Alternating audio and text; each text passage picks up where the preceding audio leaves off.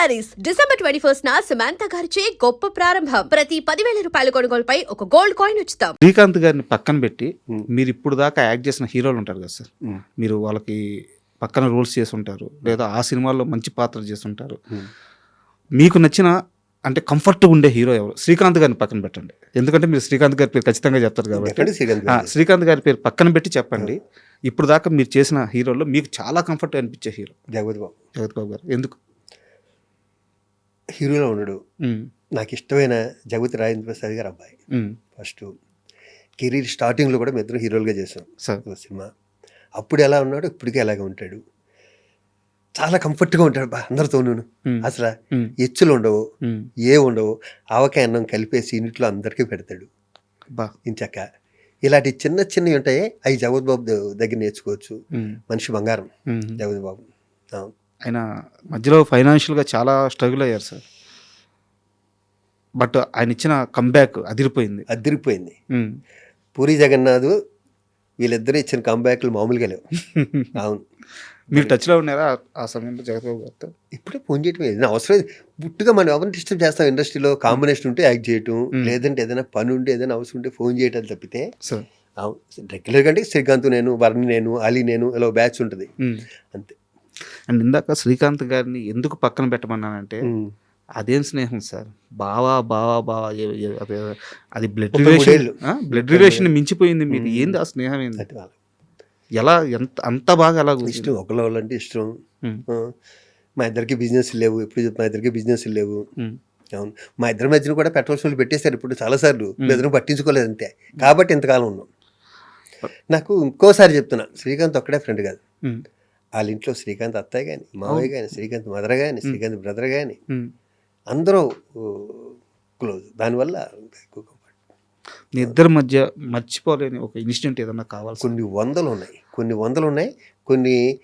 వందల ఇంటర్వ్యూలో చెప్పేసాను, బోలెన్ ఉన్నాయి. నాకు ఒక్కటి కావాలి అంటే మా వ్యూవర్స్ కోసం, ఇదిరా వాళ్ళిద్దరి మధ్య బాండింగ్ అనే ఒక ఇన్సిడెంట్ ఉంటుంది కదా సార్, ఒకరికొకరు తోడుగా నిలబడింది ఏదో ఒక సందర్భంలో, అలాంటి ఒక ఇన్సిడెంట్ కావాలి. నాకు చాలా పెద్ద గుర్తు చేసుకోకూడదంటే ఇది లింకులు ఉంటుంది దీంట్లో, దగ్గర లింకులు చెప్పాల్సి వస్తుంది. పెద్ద యాక్సిడెంట్, 13 రోజులు కోమా. 20 రోజు తర్వాత నేను మధురనగర్లో ఉండేవాడిని, ఒక డూప్లెక్స్ హౌస్లో. అది ఏమైందంటే, నేను వస్తున్నాను, ఇంట్లో వాళ్ళు కంగారు ఉంటుంది కదా, మా మదరో మా అత్తగారో తెలియదు, కీ పడేశారు. ఇప్పుడు ఇంట్లోకి వెళ్తాను లేదు, నేను స్ట్రెచ్చర్ మీద తీసుకొచ్చాను, దీని మీద ఇంట్లోకి వెళ్ళటానికి లేదు. పాలు కొట్టే పగిలే తాళాలు కూడా కదా, మొత్తం డోర్ తీసే అంతే కదా, సెక్యూరిటీ లాక్కుంటుంది కదా, అలాంటిది. వీడు ఎంత ముందోడంటే, ఈ పక్క గేట్ ఎక్కి మనిషి అందదు, అక్కడి నుంచి పడితే అయిపోతున్నాం. 4వ అంతస్తునే ఉండేది, దాన్ని పట్టుకుని మొత్తానికి పైకెక్కి ఆ డోర్లోంచి వెనక నుంచి మెయిన్ గేట్ దగ్గర, మెయిన్ డోర్ దగ్గరికి వచ్చి ఆ లోపల లాక్ ఓపెన్ చేశాడు. నేను అన్నా, రే నేను బతికి వచ్చాను రా, నువ్వు వెళ్ళిపోయాడు రా హాస్పిటల్కి, ఎందుకు వచ్చింది అన్న. ఎందుకంటే నేను అక్కడ పట్టుకున్నారు, అలాగా హాస్పిటల్ నుంచి వచ్చినప్పుడు ఫస్ట్ పడుకుంటాడుగా. అవునవును, ఆయన చూడలేకపోతున్నారు. అది చూస్తుంటే లోపల తాళాలు తీసుకురండి, ఒకటి అమీర్పేట వెళ్ళండి, ఒకటి అక్కడికి వెళ్ళి ఇక్కడికి వెళ్ళండి అంటున్నారు. ఏది వెళ్ళినా 1 అవర్ పడుతుంది. అవును, గ్రేట్. నా గురించి అది ప్రాణాలకి రిస్క్ వేయటం. అది నేను చాలా ఈజీగా చెప్పేస్తాను, ఇలా వెళ్ళాడు అలా తీసుకొచ్చాడని. అది 4 అంతస్తులు ఎక్కడ ఉంటే మాట, 4 అంతస్తులు కాదు, అంటే డ్యూప్లెక్స్ కదా, 3 అంతస్తు 4 అంతస్తు కదా. 3వ అంతస్తు నుంచి 4వ అంతస్తు బాల్కనీకి వెళ్ళి అక్కడి నుంచి దూకి ఆ తలుపు తీసుంది, అక్కడి నుంచి కిందకి మెట్లు దిగి వచ్చి ఈ మెయిన్ డోర్ తీశాడు. That's all. సూపర్. పోలీ ఇలా చెప్పుకునే అవకాశం వచ్చింది, ఆడితే ఎప్పుడు చెప్పలే. ఇప్పుడు అలీ గారితో ఎలా ఉంది సార్ మీ రిలేషన్? సూపర్. మీ ఇద్దరు ఒకళ్ళంటే వాళ్ళు కమల పిల్ల అనుకుని అలీ నేను, అందుకే సార్ అడిగింది. మొన్న కృష్ణారెడ్డి గారి సినిమాలో 2 days 2 hours గెలిచిపోయింది మా ఇద్దరికి. ఎందుకంటే ఆ యూనిట్తో మాకున్న అనుబంధం, మా శరత్, మా సుచిత్ర, మా డాన్స్ మాస్టర్ సుచిత్ర, అందరినీ చూసి ఉప్పొంగిపోయాం ఇద్దరం. అవును, చాలా ఆ 2 రోజులు మాకు 2 నిమిషాల్లో గడిచిపోయింది సార్. అండ్ ఇప్పుడు ఒక సీరియస్ ఇష్యూ సార్, ఇప్పుడు ప్రజెంట్ కూడా నడుస్తుంది. శివాజీ గారు ఒక ప్రెస్ మీట్లో ఆడవాళ్ళు వేసుకునే బట్టల గురించి మాట్లాడారు, దాంట్లో కొన్ని తప్పుడు పదాలు దొర్లారు, వెంటనే క్షమాపణ చెప్పారు. మరోవైపు దీనికి అనసూయ గారు వచ్చి యాడ్ అయ్యి ఆ వర్షం చెప్పుకుంటూ వచ్చారు. అసలు ఈ మొత్తం ప్రాసెస్ ఎటో వెళ్ళిపోయింది. ఇండస్ట్రీ చేతుల్లో నుంచి వెళ్ళిపోయి అది రకరకాలుగా తిరిగేస్తుంది అనమాట. ఏం నడుస్తుంటే మీరు ఏం అబ్జర్వ్ చేశారు ఇక్కడ? ఎవరిది తప్పు అంటే మనం జడ్జి చేయొచ్చా చేయకూడదా? నేను అది చెప్పలేను, కానీ ఇద్దరికీ మాట ఒకటి చెప్పిన, ఇద్దరు నాకు కావాల్సిన వ్యక్తులే, ఇద్దరికే చెప్పిన, నోట్లోంచి బయటకు మాట చాలా జాగ్రత్తగా ఉండాలి కదా. వన్స్ బయటికి వెళ్ళిపోయాక, పబ్లిక్లోకి వెళ్ళిపోయాక ఎవరి కాళ్ళు పెట్టేసి ఇంకా ఎవరి కాళ్ళు ఇష్టం వచ్చినట్టు మాట్లాడేస్తున్నారు, అసలు దారుణంగా మాట్లాడుతున్నారు. అవును. ఇద్దరు ఏం చేయాలంటే, ఫస్ట్ వాళ్ళ బర్త్డేలు వస్తాయి కదా, నాకు ఇద్దరు పరిచయం ఉంది కాబట్టి చెప్తున్నా. వాళ్ళ బర్త్డేలకి ఒక 100-150 రగ్గులు తీసుకుని బట్టలు లేకుండా రోడ్డు పక్కన పడుకుంటారు కదా పాపం, లేని వాళ్ళు వీళ్ళును, వాళ్ళందరికీ కప్పేసి వచ్చేస్తే ఈ పాపరక్షణ జరిగిపోద్ది, అది కూడా ఊరుకుంటారు. అది నేనైతే అదే కోరుకుంటున్నాను.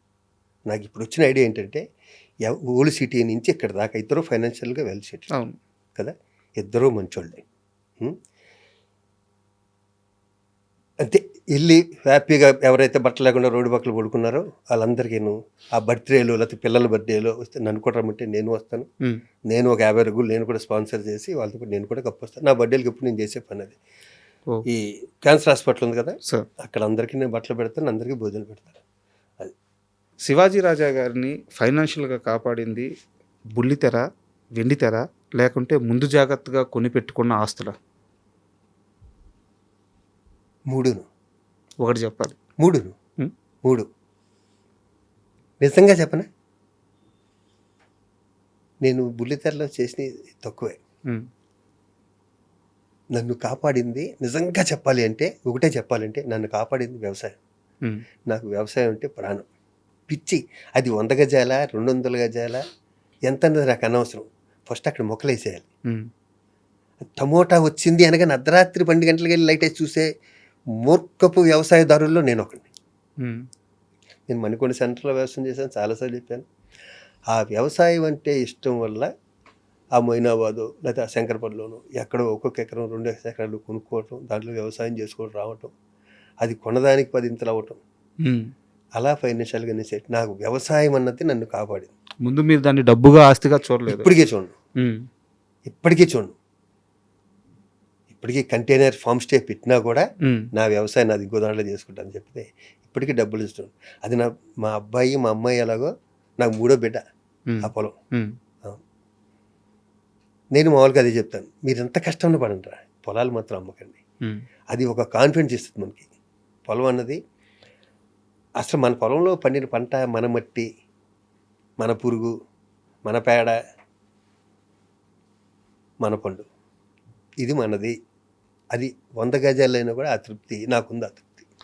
ఇన్ని ఇంటర్వ్యూలు చూశాను సార్ మీకు. ఇలా యాక్చువల్గా నేను చాలా తెలివిగా ఇండైరెక్ట్గా అడిగాను మీ ఆస్తుల గురించి చెప్పమని చెప్పేసి. అందరూ మేము అక్కడ అంత కొన్నాం ఇప్పుడు ఇంత అయింది అన్నారు, కానీ ఆస్తిని ఇలా అమ్మలాగా చూసే మాటలు మీ నుంచి ఫస్ట్ టైం వింటున్నాను. అంటే మీరు ఎక్కడా కూడా నా ల్యాండ్ రేటు చెప్పట్లేదు, నా మట్టి అంటున్నారు, నా పంట అంటున్నారు. ఎమోషన్. ల్యాండ్కి రేట్ ఏముంటుంది, రేపు పడిపోవచ్చు, కానీ మట్టిపోదు. నేను చెప్పాను ఇందాక 5 చెప్పానే, అవన్నీ అక్కడే ఉంటాయి. సార్ నాకు అది ఇంపార్టెంట్.